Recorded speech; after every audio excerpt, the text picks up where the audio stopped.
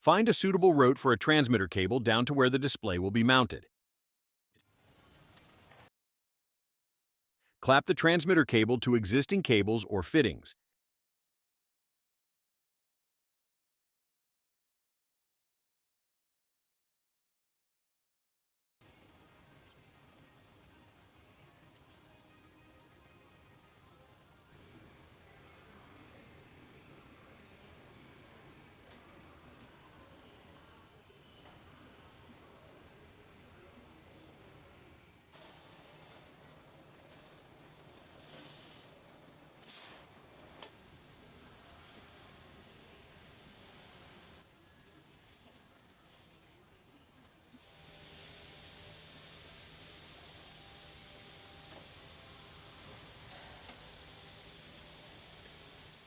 These wires will either go directly into the FINCH 3 display for a one-compartment tank or into a Titan supplied junction box.